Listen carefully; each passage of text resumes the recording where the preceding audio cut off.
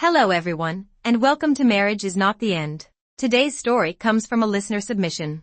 She said it was the craziest thing she has ever done in her life, but also the most right. The story begins on a bright, sunny day. She stood outside City Hall and waited there for 3 full hours. Her name is Sarah Chen. She's 27 years old and has been married for 3 years. Her husband is James Song, a senior from her college days. After graduation, they naturally ended up together. There was no dramatic, passionate love story between them, but Sarah had believed that at the very least, their marriage was built on basic loyalty. That morning at 10 o'clock was the time they had agreed to meet to file for divorce. Sarah arrived at 9:30. She sat on the steps, gripping the divorce agreement she had already prepared, waiting quietly. At 10:05, James's car finally pulled up. He stepped out, and the moment he saw the documents in Sarah's hand, his face turned pale. "Sarah, are you crazy?" He strode toward her, his voice filled with disbelief and anger. Sarah looked up at him. This was the man she once thought she would spend her entire life with, but standing there now, he felt as unfamiliar as a stranger. She smiled, though the smile was cold. "Crazy? James, when you walk in and see your husband in bed with another woman, in your own bed, you do go a little crazy." James's face instantly went white. He opened his mouth as if to speak, but Sarah didn't give him the chance. She shoved the agreement into his hands. 3 years of marriage. What a joke. Just sign it. Without waiting for his reaction, she turned and walked toward City Hall. Behind her she heard hurried footsteps. James caught up and grabbed her wrist. "Sarah, let's talk this through. Please." She shook off his hand without turning back. The story goes back 3 months. It was the night of the company's annual party. Sarah left early because her stomach was hurting. She drove home and unlocked the front door, but the moment it opened she heard a woman's soft, flirtatious laughter coming from upstairs. She froze. The key slipped from her hand and hit the floor with a sharp clink. The laughter upstairs stopped immediately. Slowly, she walked up the stairs, every step feeling like she was walking on knives. The bedroom door was slightly open. Inside she could hear hurried rustling. She pushed the door open. James was frantically pulling on his clothes. On the bed lay a young woman, the company's new intern, Lily White. The moment Lily saw Sarah, she didn't look panicked at all. Instead, she deliberately pulled the blanket down slightly, revealing her delicate collarbone. "Sarah, you're home," she said softly, her voice sweet and slightly nasal as if she had just been crying. "I'm sorry. This is all my fault. I came on to James. Please don't blame him." Sarah stood quietly at the doorway, watching the clumsy performance. James fumbled with the buttons on his shirt, speaking in a rush. "Sarah, listen to me. It's not what you think. Lily had too much to drink." "Too much to drink?" Sarah's gaze shifted to the nightstand, where an opened condom wrapper lay. "You were drunk but still remembered protection? James, do you think I'm an idiot?" James's expression darkened. At that moment Lily began crying, as if the tears could appear on command. "Sarah, I know I was wrong," she sobbed. "But I really love James. We're truly in love. Truly in love. Sarah almost laughed. They had been married for 3 years, and James had never once said he loved her. She had always thought marriage could be quiet and ordinary, that feelings could slowly grow over time as long as 2 people stayed together. But she had been wrong. "Sarah, say something." James snapped when she stayed silent. Lily already apologized. "What more do you want?" Sarah didn't respond. She simply turned and walked downstairs. James chased after her and grabbed her arm. "Sarah, we'll talk about this later. Just let Lily leave first." "Let her leave." Sarah shook off his hand. "This is my house. Why should I be the one letting my husband's mistress leave my home?" "James, can you hear yourself?" Lily came downstairs too. She had already gotten dressed, her makeup flawless. Nothing about her looked like she'd been drunk. She walked to James and casually slipped her arm through his. "Sarah," she said gently, "I know this hurts you. But love can't be forced. James doesn't love you anymore. Why keep holding on?" James didn't pull his arm away. That tiny detail stabbed Sarah's heart like a needle. "Doesn't love me anymore?" Sarah looked at James. "When did that happen? Last month when you said you were working late? Or the day before yesterday when you said you were on a business trip?" James avoided her eyes. "Sarah, our marriage never really had a strong emotional foundation. We're adults. Why not just part peacefully? Part peacefully. 3 years of marriage reduced to 4 casual words. Lily continued her fake sobbing. "Sarah, I never meant to ruin your marriage. I'm the one who doesn't deserve James. I'll leave." She pretended to walk away, and just as expected, James grabbed her. Sarah sat down on the couch and watched the performance coldly. She pulled out her phone and opened her photo gallery. "Since the show is over, let's talk about something serious," she said calmly. "James, I want a divorce." "Divorce?" James froze. "Sarah, calm down. Men make mistakes sometimes. I'll be more careful from now on." "Sometimes?" Sarah turned the phone toward him. On the screen were photos she had secretly taken over the past 2 months, James and Lily meeting at a cafe, watching movies together, shopping for matching clothes. "You call this sometimes?" James's face completely changed. Lily stopped pretending. A smug smile curled across her lips. "Sarah, since you already know, I won't hide it anymore. Yes, James and I have been together for a while. You're just an old, washed-up housewife. What makes you think you can compete with me?" Washed-up housewife. Sarah was 27. She exercised regularly and took good care of her skin. But none of that mattered anymore. She stood up. "Tomorrow. City Hall. I already made the appointment." James grew anxious. "Sarah, don't be ridiculous. Maybe we don't have much love between us, but we've been married for 3 years. Doesn't that mean anything to you? 3 years of marriage?" Sarah laughed coldly. "You brought another woman into our marital home, into our bed, and you're talking to me about marital loyalty?" Lily chimed in mockingly. "Sarah, why are you being so aggressive? James doesn't love you anymore. Acting like this will only make him hate you more." Sarah glanced at her, then looked back at James. "Tomorrow morning at 10. City Hall. If you don't show up, I'll file for divorce in court." Then she went upstairs to pack. Behind her, she could hear James and Lily whispering to each other. She couldn't make out the words, but she could guess the meaning. Half an hour later, she dragged her suitcase downstairs. Only James remained in the living room. Lily had already left. "Sarah, do we really have to let it get this far?" he said tiredly. "Give me another chance. I promise it won't happen again." Sarah paused at the door. "James, if you had confessed yesterday, or even shown a little guilt today, maybe I would have considered forgiving you. But you didn't. Even after I caught you, you were still defending her." Forget it." She waved her hand. "See you tomorrow." Sarah checked into a nearby hotel. Lying in the unfamiliar bed, she called her friend Mark, a lawyer she had known since college who specialized in divorce cases. He answered after the first ring, his voice worried. "Sarah? What happened? Why are you calling so late?" She took a deep breath. "Mark. James cheated on me. I want a divorce." There was silence on the other end for a few seconds. "Where are you right now?" "I'll come see you." "No, it's too late tonight. Let's meet tomorrow and talk." "All right," Mark said gently. "Don't overthink things. If you need anything, just tell me." After hanging up the phone, Sarah leaned against the headboard and finally allowed herself a moment to feel sad. 3 years of marriage, just like that, it was over. She thought she might cry, but no tears came. Maybe it was because over the past 3 years, she had already cried enough. Early the next morning, she received a message from James on WeChat. "Sarah, I've been thinking all night. Can we talk again?" She didn't reply. Instead, she went straight to City Hall. At 9:50, she sat on a bench inside the building waiting for him. At 10:05, James rushed in, Lily following behind him. Sarah frowned. "Why did you bring her?" "Lily has something she wants to say to you," James explained. Lily stepped forward, looking fragile and pitiful. "Sarah, I thought about what happened last night all night long. I think I should step away. You and James are still husband and wife. I shouldn't be the one destroying your marriage." Sarah watched her performance and almost laughed. So I've decided to quit my job, leave this city, and never contact James again." Her eyes reddened as she spoke. "As long as you can forgive James, I'm willing to do anything."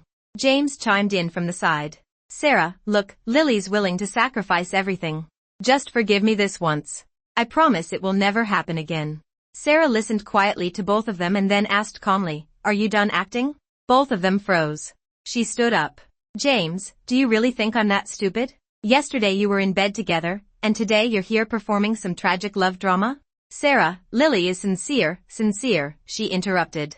"If she really wanted to step away, she wouldn't have slept with you last night. And if you were serious about fixing things with me, you wouldn't have brought her here today." She pulled the divorce agreement out of her bag. "You have 2 choices. Sign this now, or I'll file for divorce in court." James's face darkened. "Do you really have to push things this far?" "Push things?" Sarah sneered. "Who started this? Who betrayed the marriage first?" Seeing things going badly, Lily started crying again. "Sarah, How can you be so heartless? James has sacrificed so much for this family, and you're willing to destroy everything just because of one mistake? Sacrificed? Sarah turned to James. Go ahead, tell me. What exactly have you sacrificed for this family? James was speechless. In truth, after they got married, Sarah's parents had helped with the mortgage payments. Sarah handled all the housework. She even washed his clothes. The only thing James contributed was turning in his salary every month, and now she knew that most of that money had been used to buy gifts for Lily. Forget it, Sarah said. I don't feel like wasting words on you two anymore. She picked up the agreement and turned to leave. James panicked and grabbed her arm. Sarah, calm down. Let's talk this through. Talk about what? How you betrayed me. Or how you treated me like an idiot. She shook off his hand. James, I've put up with enough for 3 years. Put up with, he repeated, stunned. What exactly have you been putting up with? She looked at him, suddenly feeling exhausted. I've put up with you coming home from work and never bothering to talk to me. I've put up with you spending weekends playing video games instead of going out with me. I've put up with you never remembering my birthday or our anniversary. I've put up with being treated like your free housekeeper. She paused. I thought those were small things. I thought as long as we stayed married, feelings would grow over time. But now I understand, you never had any feelings for me at all. James opened his mouth but couldn't find any words. Seeing the mood turning against them, Lily jumped in again. Sarah, that's unfair. James works so hard. Of course he just wants to relax when he gets home. How can you expect him to cater to you all the time? Sarah turned to her. Lily, how old are you? 23. A 23-year-old girl lecturing me about how to be a wife? Sarah laughed coldly. You don't even know what marriage really is, yet you're bold enough to interfere in someone else's. And you said James works hard? Sarah continued. He's a department supervisor. 9 to 5, weekends off, paid vacation. Compared to people who truly work hard, he has it easy. Don't act like he's some kind of hero, he's just an ordinary office worker. Lily's face flushed red, but she still refused to back down.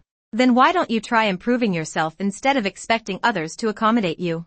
Improve myself? Sarah smiled. I started working right after graduating from college. In 3 years, I've saved $150,000. What about you? You're an intern making $3,000 a month, yet you think you're better than me? That struck Lily right where it hurt. Her expression instantly turned ugly. James finally stepped in to defend her. Sarah, you don't have to say it like that. Lily is still young. Young is an excuse now? Sarah replied. Being young means you can be shameless? She looked at him steadily. James, I finally see you for who you are. She stopped paying attention to them and walked straight to the service counter to ask about filing for divorce. Behind her, she could hear James and Lily starting to argue with each other, but she didn't turn around. After leaving City Hall, she called Mark. Half an hour later, he drove over to pick her up.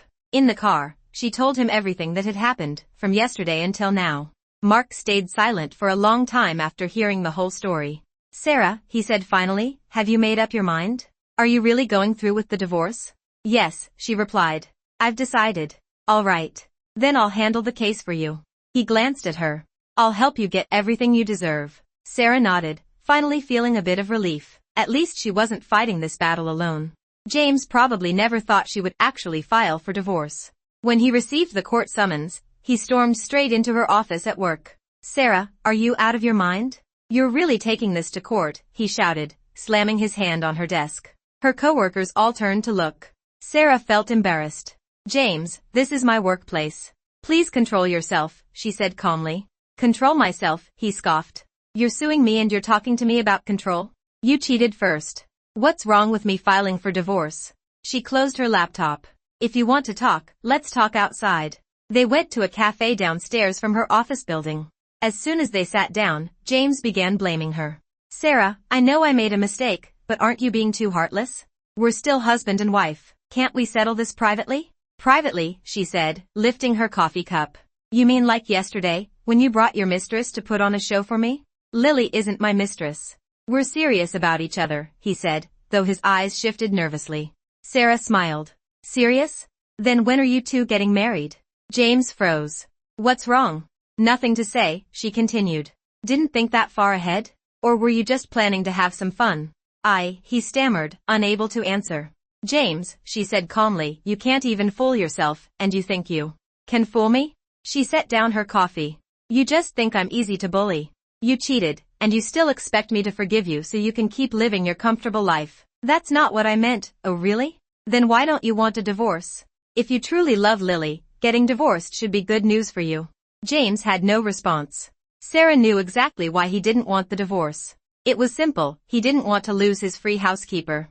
For the past 3 years, she had taken care of all the housework. She handled his meals, laundry, and daily life. If they divorced, he would have to cook and clean for himself, and take on half the mortgage.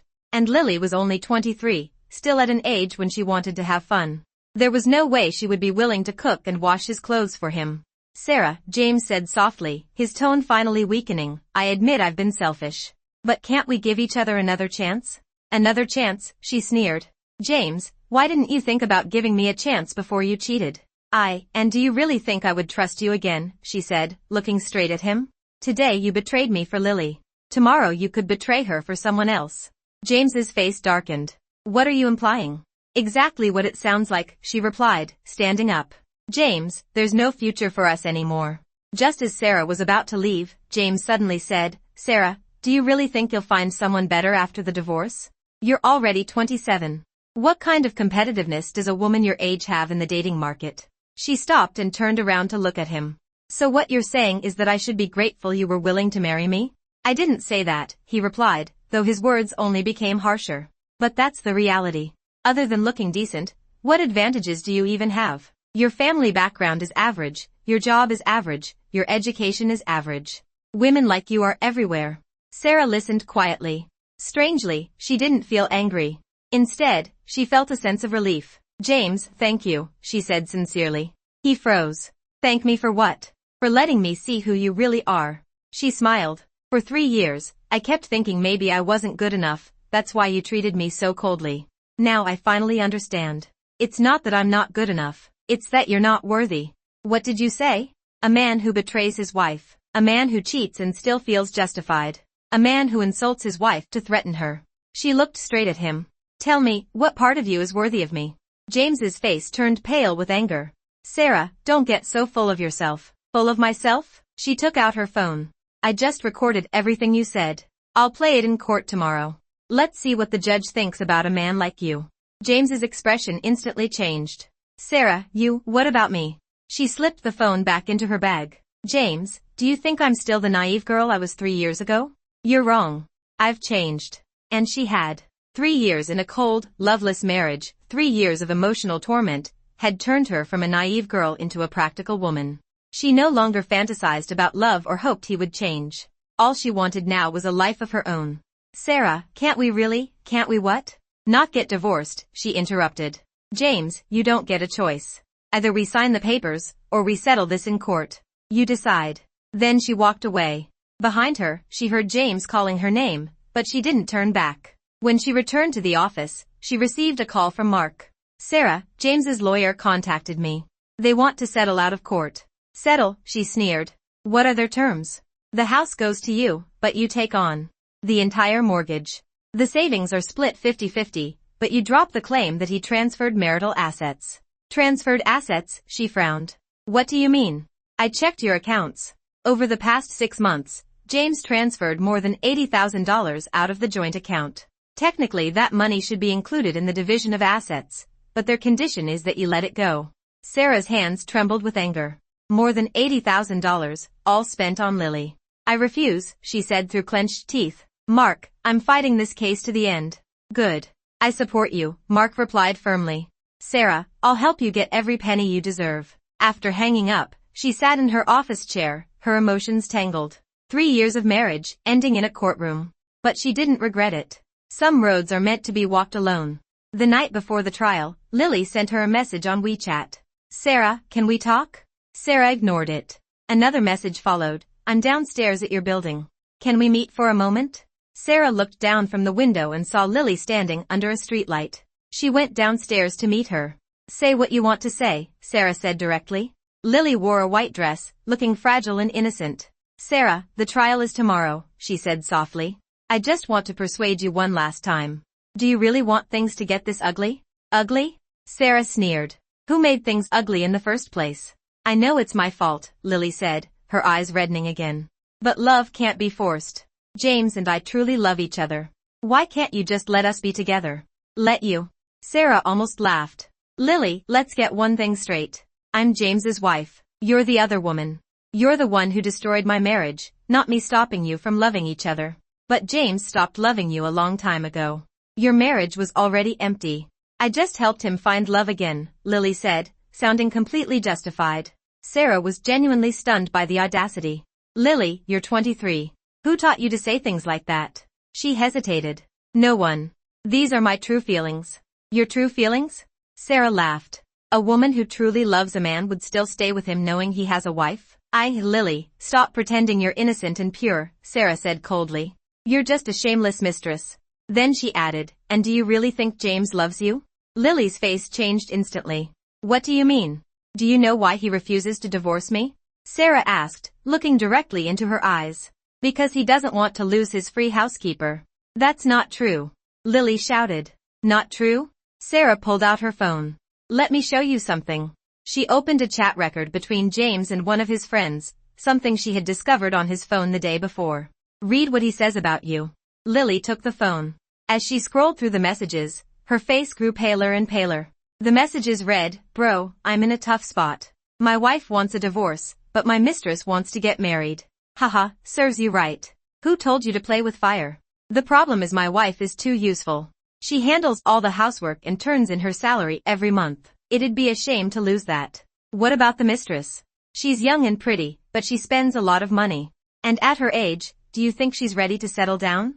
I'll probably get bored after a few years. So what's your plan? Best case scenario? My wife doesn't divorce me, and I keep seeing the mistress on the side. That way I get both. You wish. Life doesn't work like that. Hey, you never know. Might work. By the time Lily finished reading, her hands were shaking. This can't be real. James isn't like that. She whispered weakly. Not like that? Sarah took her phone back. Lily, you've been fooled. In James's eyes, you're just a young toy. Lily stood there, pale as paper. Why are you showing me this? Because suddenly I feel sorry for you, Sarah said honestly. At 23, you could have had so many choices. Yet you chose to be a married man's mistress. Lily burst into tears. I thought he really loved me, loved you. Sarah scoffed. If he truly loved you, he would have divorced me and married you already. Lily, open your eyes and face reality. She cried bitterly. For a moment, Sarah actually felt a bit of sympathy for her. But sympathy didn't mean forgiveness. Lily, I'll warn you one last time. Stay away from James. She turned to leave. Wait. Lily called out. Sarah, if I leave him, will you forgive James? Sarah turned back to look at her. Do you really think that's possible? Lily fell silent. Lily, Sarah said calmly, some things can't be undone once they happen. James betrayed me. That fact will never change. But, there's no but, Sarah cut her off. My life doesn't need a man who betrayed me. Then she walked away. Behind her, Lily's sobbing echoed in the night. Sarah didn't look back. There's a saying, pitiful people often have something hateful about them. It fit Lily perfectly. When Sarah got home, James called her. Sarah, Lily went to see you, he asked urgently. Yes. What did she say? Nothing important. She asked me to let you two be together, Sarah replied calmly. And you? I refused. Then she said flatly, James, I'll see you in court tomorrow. Sarah, let's talk again. She hung up the phone. 10 minutes later, Lily messaged James on WeChat, asking about the chat records. James flatly denied everything, claiming Sarah had fabricated them. But Lily didn't believe him. The two of them ended up in a huge argument. In the end, Lily cried and said she wanted to break up. James panicked. He apologized, made promises, and begged until he finally managed to calm her down. Sarah only heard about all of this later from friends who worked nearby. They said they had seen James kneeling outside the company building, begging Lily to forgive him. When Sarah heard the story, she only sneered. Asterisk a leopard can't change its spots. Asterisk James would never change. But none of that mattered anymore. After tomorrow's trial, she would finally be free. In court, James hired a very capable lawyer. Their strategy was obvious. Portray Sarah as a difficult, unreasonable woman, and James as the victim. Your Honor, James's lawyer said passionately, my client admits he made a mistake. But Miss Sarah's reaction is far too extreme. Destroying a 3-year marriage over a single emotional mistake, isn't that excessive? Sarah watched the performance coldly.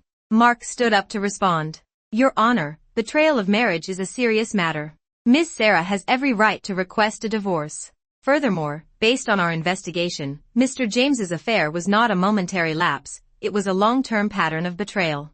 As he spoke, Mark presented the evidence. Hotel booking records, bank transfers, chat screenshots, and the photos Sarah had secretly taken. The evidence was overwhelming. James's lawyer had nothing to say. But they soon shifted the argument to the division of assets. Much of the savings Miss Sarah is requesting to divide actually comes from Mr. James's personal income, the lawyer argued. It should not all be considered marital property. Mark let out a cold laugh. Then what about the house down payment? And the renovation costs? Those were all paid by Miss Sarah's parents. By that logic, shouldn't those also be excluded from marital property? James's lawyer was immediately speechless. When Sarah and James got married, the house's down payment had been paid entirely by Sarah's parents. The renovation was also funded by them. Other than signing his name, James had contributed nothing. The judge then turned to James. Defendant, what is your response to the plaintiff's request for divorce? James stood up and glanced at Sarah. Your Honor, I admit I made a mistake. But I sincerely want to repair this marriage. I hope the court can grant us a cooling-off period so we can reconsider. A cooling-off period? Sarah almost laughed. The judge then asked her, Plaintiff, what is your position? She stood up, her voice firm. Your Honor, my position is very clear. I want a divorce. Mr. James betrayed our marriage and deeply hurt me. I cannot forgive his behavior. And I do not need a cooling-off period. My decision will not change. The judge nodded and then moved on to the issue of property division. The process was complicated. Both lawyers argued for a long time. Eventually, the judge adjourned the court and announced that the verdict would be delivered in 1 week. Outside the courthouse, James hurried after her. Sarah, do you really have to be this heartless? His expression looked terrible. Heartless? She stopped walking. James, who was heartless first. I know I made a mistake, but everyone deserves a chance to fix their mistakes. Why can't you give me one? A chance? She looked at him. James, if I hadn't discovered your affair, would you have confessed on your own? He fell silent. You wouldn't have, she said coldly. You would have kept lying to me and kept betraying me. Why would I give a man like that another chance? Sarah, don't call my name. We don't have any relationship anymore. She turned and walked away. Mark drove her home. Sarah, you did very well today, he said from the driver's seat. Thank you, Mark. She leaned back in the seat, feeling exhausted. If it weren't for you, I wouldn't even know what to do. We're friends. It's the least I can do. He glanced at her. But are you sure about this? Ending the marriage completely? Yes. She nodded. For 3 years I kept waiting for him to fall in love with me. But I was waiting for the wrong person. He will never love me, and I don't want to waste any more time. Mark was quiet for a moment. Sarah, you're still young. You'll meet someone better someday. Maybe. She smiled faintly. But right now, I just want to live well on my own. I don't want to think about relationships anymore. I understand. The car stopped outside her hotel. She opened the door to get out. Mark, thank you, she said sincerely. Sarah. He suddenly called her name. Yes? He hesitated for a moment, as if he wanted to say something, but in the end he only said, if you ever need help, just call me. Okay. She stepped out of the car and watched as his vehicle disappeared into the night. Back in her hotel room, she lay on the bed, feeling conflicted. 3 years of marriage were about to end. Even though it had been her decision, there was still a sense of emptiness in her heart. She picked up her phone and saw a message from James. Sarah, can't we try again? I can break up with Lily. She stared at the message for a long time. Then she deleted his contact. Some people, once they leave your life, should stay gone. She didn't want to leave herself any way back. The next day at work, her coworkers looked at her strangely. She knew they were gossiping about her situation, but she didn't care. At lunchtime, her direct supervisor asked to speak with her. Sarah, I heard you've been dealing with some family issues lately. Yes, she replied. But it won't affect my work. I'm not worried about your work. He paused. What I mean is, if you need to take some time off to deal with personal matters, the company will understand. She was a little surprised. She hadn't expected such understanding. Thank you. If I need it, I'll apply for leave. Also, he continued, we've all noticed your abilities. If you're willing, I can recommend you for a supervisor position at the branch office. She blinked in surprise. A supervisor? Yes. The salary is 50% higher than what you make now, and the benefits are better too. Think about it. A warm feeling spread through her chest. Maybe this was the beginning of a new life. 1 week later, the court delivered its verdict. She won. The court granted the divorce. The house went to her, though she had to continue paying the remaining mortgage. The savings were divided according to the law, and James was required to return the $80,000 he had transferred. James was extremely unhappy with the ruling, but his lawyer told him it was already the best outcome he could hope for. When Sarah finished the divorce paperwork and stepped out of City Hall, she felt as if she had been reborn. Mark was waiting for her outside. "Congratulations, Sarah," he said with a smile. "Thank you." She smiled back. "Mark, dinner's on me tonight. Let's celebrate." They went to a nice restaurant. During the meal, Mark asked, "So what are your plans next?" "I'm planning to sell that house and buy a smaller apartment," she said after thinking for a moment. "Oh, and my company wants to promote me to supervisor. I'm going to accept." "That's great. Congratulations. And I want to start studying again, improve myself." Mark nodded. "That's a great idea. You're still young. Your future has endless possibilities." They talked for a long time, about work, about life, about the past and the future. Sarah realized that Mark was a very good listener and also very good at comforting people. "Mark, these past 3 years, if it hadn't been for your help, I really don't know what I would have done," she said sincerely. "Sarah, we're friends." "That's what friends do," he replied, pausing for a moment. "Besides, I've always believed you deserve a better life." His words warmed her heart, but she didn't think too much about it. Right now, she just wanted to focus on living her own life. After dinner, Mark drove her back to the apartment she had recently rented. It was a small one-bedroom place, not big, but cozy. Most importantly, there were no memories of James there. "Is it safe for you to live here alone?" Mark asked with some concern. "It's fine. Security here is very strict," she said, opening the door. "Do you want to come in for some tea?" "No, it's getting late. You should get some rest," he said, glancing at the time. "I have a court case tomorrow. Drive safe." After Mark left, Sarah sat alone on the couch, looking around at her little home. It wasn't large, but everything in it had been chosen by her. For the first time in a long while, she felt a sense of security. She brewed a pot of tea and sat on the balcony, looking at the night skyline. The city lights were beautiful, and her heart felt calm. Her phone rang. It was an unfamiliar number. "Hello? Sarah, it's me," Lily's voice came from the other end. Sarah frowned. "What do you want?" "I want to meet you. There are some things I need to say." "There's nothing we need to talk about." "Sarah, please.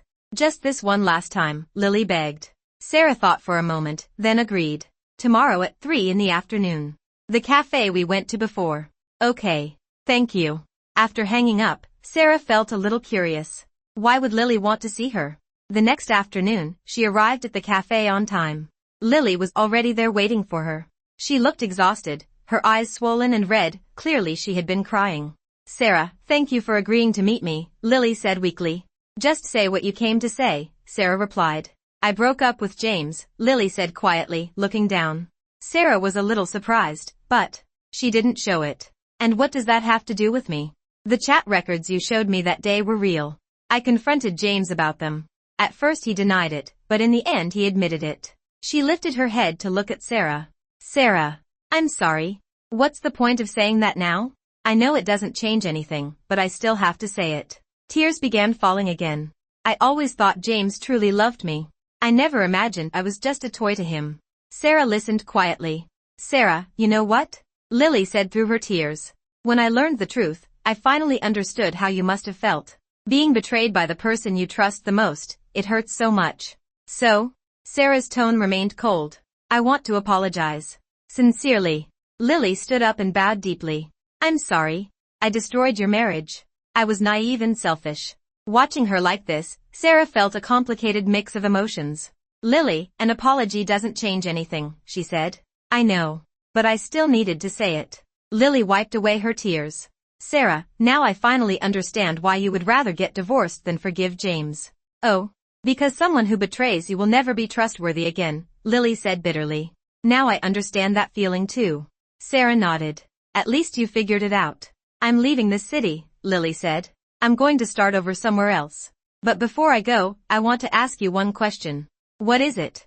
Do you still hate me?" Sarah thought for a moment. "I don't hate you," she said slowly. "But I will never forgive you." "I understand." Lily nodded. "Sarah, I hope you find happiness." "I will." Lily turned to leave. At the door, she paused and looked back one last time. Sarah, thank you for showing me those chat records that day. It was cruel, but it helped me see the truth. Then she left. Sarah remained seated in the cafe, feeling calm. Lily's apology didn't matter anymore. What mattered was that Lily had finally paid the price for her actions. And Sarah had already started a new life. That evening, Sarah received a call from her mother. Sarah, I heard you got divorced, her mother asked with concern. Yes. It's all finalized. My child, how are you doing now? Do you need any help? I'm fine, Mom. Don't worry. Sarah reassured her. This was my choice, and I don't regret it. As long as you think it's the right decision. Her mother sighed. That James. I always felt he wasn't reliable. Sarah laughed. Mom, why didn't you say that earlier? You liked him back then. You wouldn't have listened to me anyway, her mother said with a chuckle. But now it's good, you're free.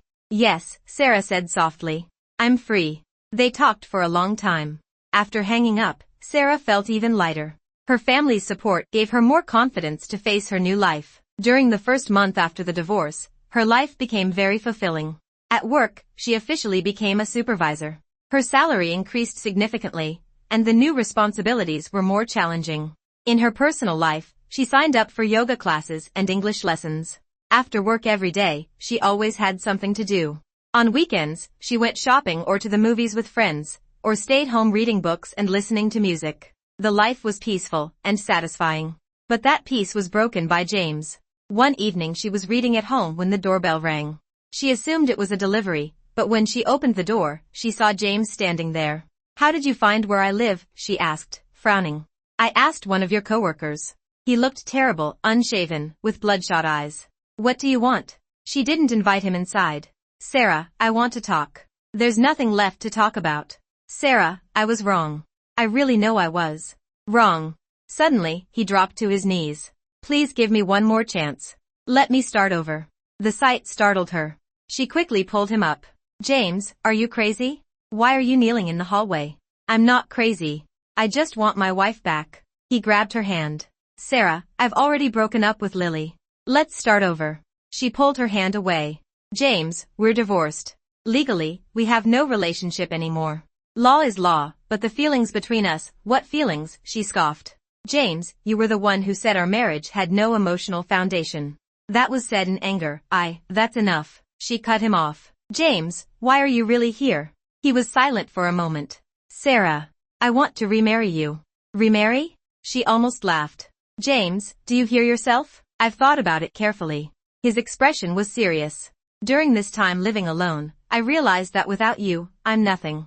I can't wash clothes, I can't cook, I can't even clean my apartment. Only then did I realize how important you are to me. Hearing that, she felt no warmth, only disgust. So you want to remarry because you need a housekeeper? That's not it. I really love you, he insisted. Love me, she sneered. What exactly do you love about me? The fact that I washed your clothes and cooked for you? Or the fact that I never betrayed you? Sarah, James, you don't even know what love is, she said coldly. You're just used to being taken care of. You're used to someone sacrificing for you. Once you lose it, you panic. He had no answer. And even if I agreed to remarry you, could you promise never to cheat again? She continued. Could you promise never to betray me again? I can. I swear. She shook her head. James, your promises are worthless. Sarah, I'll prove it with my actions. I don't need you to. She rejected him clearly. James, we're over. Completely over. But, no but. She began closing the door. Please stop disturbing my life. Sarah. He blocked the door. Are you really this heartless? After 3 years of marriage, she laughed in disbelief. James, you were the one who betrayed that marriage first. Now you suddenly remember it? Too late. She shut the door firmly. James knocked outside for a long time, but she ignored him. Eventually, he left. She leaned against the door, her emotions in a mess. It wasn't because she still loved James, she was just exhausted and irritated by how relentlessly he kept bothering her. She called Mark and told him what had just happened. Sarah, do you need to apply for a restraining order? Mark asked, clearly worried. Not yet. I don't think he'd do anything too extreme, she said. But if he keeps harassing me, I'll call the police. All right. Call me anytime if anything happens. Thanks, Mark. After hanging up, she sat down on the couch and slowly calmed herself. James's harassment was not going to shake her. She had already made up her mind, she would never go back. For the next few days, James really didn't come looking for her again. She thought he had finally given up. She had no idea a bigger problem was waiting for her. That evening, when she got home from work, she ran into several strangers downstairs. "Excuse me, are you Sarah?" a middle-aged woman asked, stopping her. "Yes. And you are?" "I'm James's mother," the woman said. "I'd like to talk to you." Sarah froze for a moment. James's mother? They had been married for 3 years, and she could count on one hand the number of times she had seen her. "Auntie, what is this about?" "It's about James." The woman looked serious. "I heard you two got divorced?" "Yes." "Why?" she asked bluntly. "You two were doing fine, why would you divorce?" Sarah almost laughed. Apparently James had not told his mother about the affair. "Auntie, that's a question you should ask James." "I did. He said you were the one making trouble." She frowned. "Sarah, I know you're a good girl. Is there some misunderstanding between you two?" "A misunderstanding?" "Auntie, there's no misunderstanding. James cheated on me," she said directly. James's mother stared at her. "Cheated? That's impossible. James isn't that kind of person." "Not that kind of person?" Sarah let out a cold laugh. "Auntie, I caught your son sleeping with another woman right in front of me. If that's not cheating, what is?" The woman's face changed instantly. What did you say?" "I said James cheated, with an intern from his company. I saw it with my own eyes." James's mother stood there speechless for a long moment. "Auntie, if your son didn't tell you the truth, that's his problem," Sarah said. "But please don't come here and blame me." But James said, "What he said doesn't matter. The facts do." She cut her off. "Auntie, James and I are already divorced. Legally, we have nothing to do with each other anymore. Please don't disturb my life again." With that, she went upstairs. Behind her, she could hear James's mother crying, but she didn't look back. Family always protects its own. His mother had only come to see her because she wanted Sarah to go back and keep taking care of her son. But Sarah wouldn't. Never. The next month passed peacefully. James never came to see her again. Her life was back on track, work was going well, and her friendships were solid. But the peace didn't last long. This time, the trouble came from her job. A new director had joined the company, a man named Wang.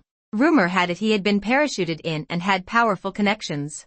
After taking over, Director Wang started making sweeping changes. Many longtime employees were reassigned or laid off. Sarah had assumed she would be fine. Her work performance was strong. She was wrong. "Sarah, I heard you recently got divorced?" Director Wang asked her one day in his office. "Yes, Director Wang." She had no idea where he was going with this. "Divorced women often become emotionally unstable at work," he said with a half-smile. "I worry it could affect efficiency." She frowned. "Director Wang, my performance has always been strong. You've seen my numbers this month. Your numbers are good, yes. But I'm worried about consistency." He leaned back in his chair. "Still, if you're willing to cooperate with me, I might consider keeping you." "Cooperate?" she asked, confused. "Have dinner with me tonight. We can discuss your career path in detail." The way he looked at her made her skin crawl. She immediately understood what he meant. A wave of disgust rose in her chest. "Director Wang, if this is about work, we can discuss it here in the office," she said, refusing him directly. "The office is too formal. I prefer a more relaxed environment." He stood up and walked toward her. "Sarah, you're a smart woman. You know exactly what I mean." "Yes," she said, standing as well. "I do. And my answer is no." His face darkened immediately. "You're sure you want to refuse me?" "I'm sure." "Fine." He waved his hand dismissively. "You can go. Just remember, in this company, I make the rules." She walked out of his office, feeling heavy inside. She knew he was threatening her, but there was no way she was going to compromise. At lunch, she told a few close coworkers what had happened. "Sarah, be careful," Xiaoli said worriedly. "Director Wang has serious backing. If he wants to make things difficult for you, it'll be hard to stay at this company." "Even so, I'm not compromising," Sarah said firmly. "But you just got divorced. If your job becomes unstable now," Xiaozhong trailed off. "If my job becomes unstable, I can find another one. But if I compromise, then I won't be myself anymore." Everyone fell silent. She knew they meant well. But some things were simply non-negotiable. That afternoon, she received a notice from HR saying there were issues with her work that needed to be investigated. She looked over the so-called problems. They were all trivial, nitpicky things, clearly manufactured complaints. But she knew this was only the beginning. Over the next several days, Director Wang made life difficult for her in every possible way. He assigned her impossible tasks, then criticized her for not completing them. She endured it and kept working hard. But a week later, HR informed her that due to insufficient job performance, she would be demoted and her salary reduced. That was the last straw. She went straight to Director Wang's office. "Director Wang, I need an explanation," she said, standing in front of his desk. "An explanation for what?" he asked without even looking up. "Why are you targeting me?" "Targeting you?" He finally raised his head, his eyes cold. "Sarah, if your performance isn't good enough, who else is there to blame? My work speaks for itself. Everyone in the department knows that," she shot back. "This is retaliation." "Retaliation?" He stood up. "Sarah, watch your tone. I'm stating the truth." She didn't back down. "Director Wang, if you're looking for someone to play those games with, find someone else. I'm not that kind of woman." "What did you say?" His face darkened. "Sarah, that's a serious accusation. Whether it is or not, you know the truth," she said coldly. "Director Wang, let me be clear, I will not compromise. Not now, not ever." "Good. Very good." He laughed in anger. "Sarah, since you're so proud, then get ready to be fired. Then fire me. I don't care about this job." She turned to leave. "Wait." He stopped her. "Don't think that once you leave here, you'll find something better. My words still carry weight in this industry." She turned back to look at him. "Director Wang, are you threatening me?" "It's not a threat. It's advice," he said with a sly smile. "Smart people know how to make the right choice." She said nothing more and walked out of his office. Back at her desk, she began packing up her things. If she couldn't stay here, then she would leave. She didn't believe for a second that walking away from this company meant she'd never find another job. When Xiaoli and the others saw her packing, they were shocked. "Sarah, are you quitting?" "Yes. This place isn't right for me," she said calmly. "But if you quit now, it'll be hard to find a better job," Xiaozheng said anxiously. "I'll figure something out." She packed the last of her things. "Take care, everyone. Let's stay in touch." She went to HR, completed the resignation paperwork, and left the company. As she stepped out of the building, she took a deep breath. She was unemployed now, but she didn't regret it. Some things matter more than a job. Like dignity. That evening, when she got home, she called Mark and told him what had happened. "Sarah, you did the right thing," Mark said, fully supporting her decision. "A man like that isn't worth compromising with. But now I'm unemployed, and I still have rent and mortgage payments. The pressure is a lot," she admitted. "It's okay. I can introduce you to some other companies," he said to reassure her. "With your abilities, you'll definitely find something better." "Thank you, Mark. Don't mention it. We're friends." After hanging up the phone, she sat on the couch in a daze. Since the divorce, so much had happened in her life, but she had no regrets. Every choice she made had been carefully considered. The road ahead might be difficult, but she would keep walking it. Because she knew that only by doing so could she truly become herself. During her second week of unemployment, Mark really did introduce her to a new job. It was at a friend's company in the cultural media industry. At the interview, she performed well and was hired on the spot. The salary was even a little higher than her previous job, and the work environment was excellent. Most importantly, the company's boss was a woman in her 30s, capable, confident, and principled. Her name was Linda. After the interview, Linda chatted with her for quite a while. "Sarah, Mark told me about what you went through at your last company," Linda said frankly. "And I want to say, you did the right thing. Thank you for understanding. In my company, that kind of thing will never happen," Linda said seriously. "I hope you'll be able to fully use your talents here." Sarah was grateful for Linda's trust and decided to work hard. After starting the new job, her life gradually returned to normal. Her coworkers were friendly, and the work atmosphere was positive. She was responsible for client relationship management, which required frequent communication with customers, something she was particularly good at. Just 1 month later, she successfully completed 3 major projects and earned Linda's praise. "Sarah, you're very capable. I'm considering promoting you to department manager," Linda said during a monthly meeting. Sarah was surprised. "So soon? Talented people deserve the right positions," Linda said with a smile. "Are you willing to take on the challenge?" "Of course." And just like that, only 3 months after joining the company, she was promoted to department manager. Her salary doubled, and she even received equity incentives. She never expected that leaving her previous company would turn out to be such a good thing. One weekend, she invited Mark out to dinner to thank him for helping her find the job.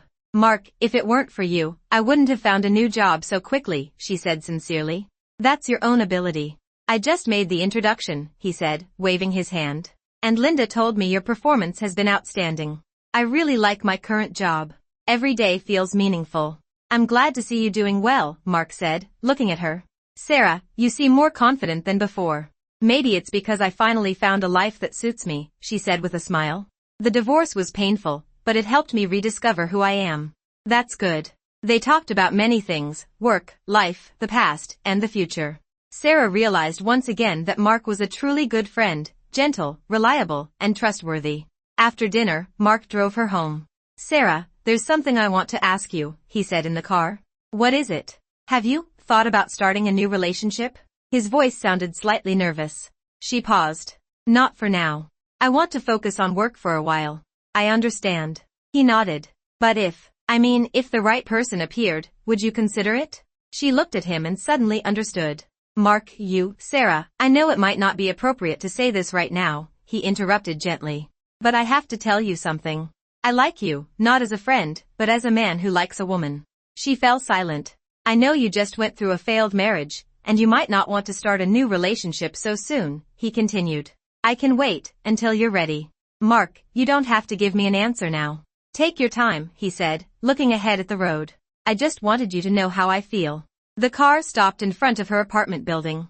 For a moment, neither of them spoke. Sarah, no matter what your answer is, we'll still be friends. That won't change, Mark finally said. I know. She got out of the car. Mark, can you give me some time? Of course. After going upstairs, her mind felt complicated. Mark was a wonderful man, gentle, considerate, and responsible.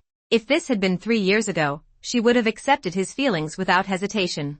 But now, she wasn't ready. She needed time to heal, time to rediscover herself. Maybe someday she would think about relationships again. But for now, she just wanted to focus on work and living her life. The next day, she poured all her energy into work. Linda assigned her a very important project that required a week-long business trip out of town. She gladly accepted. Staying busy would help her avoid thinking about complicated emotional issues. The trip took her to a small southern city. The scenery was beautiful, and the air was fresh. There, she met a very interesting client. He was the owner of a local cultural company named David, around 30 years old and very talented. Their collaboration went smoothly, and the project progressed well. Sarah, you're very professional, David said after the project was completed. It's been a pleasure working with you. Thank you. You've been very cooperative as well. If we have another opportunity to work together in the future, I'd love to partner with your team again. I'm sure we will. Before she left, David asked, Sarah, do you travel here often for work? Not necessarily. It depends on the project. If you come again, let me know. I'll show you around. The scenery here is beautiful. She smiled and nodded. After returning to the company, she submitted the project report to Linda. Sarah, you did an excellent job, Linda said after reviewing it. David's company was very satisfied with our service. They even proposed another project. That's great. And he specifically praised you for being very professional, Linda added with a smile. Looks like my judgment about you was right. Sarah felt happy. But Mark's confession suddenly came to mind. Maybe it was time to start thinking about relationships again. But first, she needed to figure out what she truly wanted.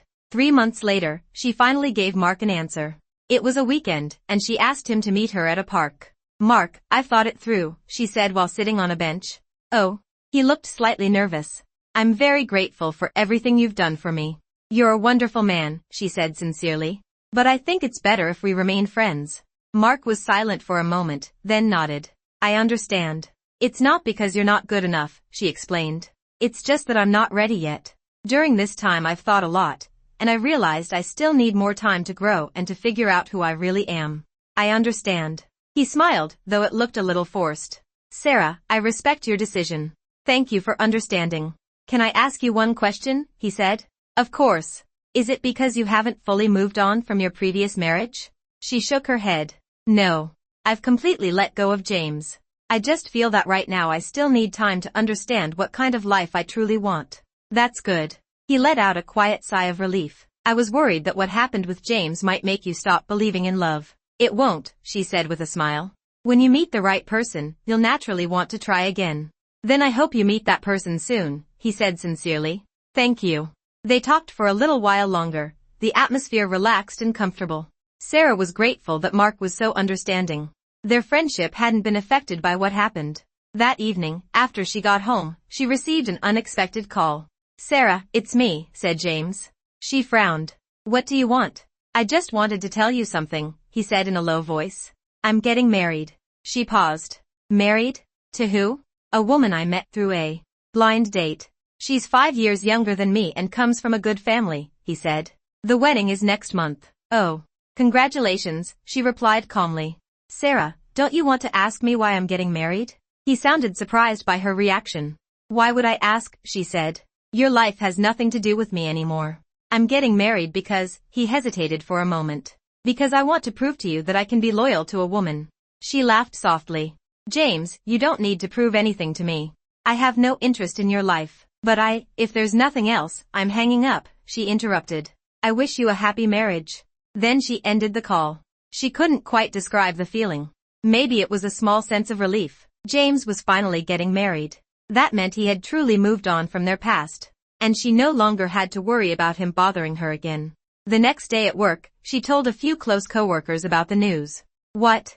James is getting married?" Xiaoli exclaimed in surprise. "He found someone new that quickly?" "Well, that's men for you," Xiaozheng said. "They always find someone new right away after a divorce. Unlike women, once divorced, their value drops." "Value doesn't work like that," Sarah said, shaking her head. "Everyone has the right to choose the life they want." "Sarah's right," Linda said as she walked over. "A woman's value is not determined by her marital status, but by her abilities and character." "I agree," Sarah said. "By the way, Sarah, have you thought about starting a new relationship?" Linda asked. She shook her head. "Not for now. I'm really happy with my life as it is. I don't want to change it." "That's fair. Relationships can't be rushed," Linda said with a smile. "But I have to say, you're in a great place right now. Confident, independent, and very charming." "Thank you, Linda." And it was true. She felt more confident now than ever before. Her work was going well, and her life was fulfilling. She had her own circle of friends, her own hobbies, and her own plans for the future. She no longer needed anyone else to validate her worth, and she was no longer afraid of living alone. A month later, James really did get married. She heard about it from friends. They said the wedding was very grand and the bride was beautiful. Sarah simply smiled when she heard the news. The man who once caused her so much pain now had absolutely nothing to do with her. And that felt wonderful, like finally putting down a heavy burden. 6 months later, she won the Best Employee Award at her company's annual meeting. While presenting the award, Linda said, "Sarah is the pride of our company. Through her own efforts, she has shown what the strength of a professional woman truly looks like." The audience erupted into applause. Standing on the stage, Sarah felt a deep sense of accomplishment. Over the past year, she had been through so much. She had gone from being a woman dependent on marriage to an independent professional. From confusion and struggle to clarity and purpose. From self-doubt to confidence. She had finally become the person she wanted to be. That night, when she returned home, she stood on the balcony looking at the city lights. A year ago, she could never have imagined her life would look like this. Maybe this was what growth meant, transforming through pain, becoming stronger through hardship. She took out her phone and sent her mother a message. "Mom, I'm doing really well, better than I've ever been." Her mother quickly replied, "As long as you're happy, that's all that matters. Mom is proud of you." Reading the message, Sarah smiled. Yes, she was happy, fulfilled, and proud. Proud of herself. Maybe one day she would meet love again. Maybe she wouldn't. But that didn't matter anymore. What mattered was that she had finally found herself and the life that belonged to her. And that was enough. That's the end of today's story. If you've had a similar experience, or if you'd like to share your own marriage story, feel free to leave a comment or send me a message. Remember, marriage is not the end, and neither is divorce. The real destination is becoming the best version of yourself. See you next time.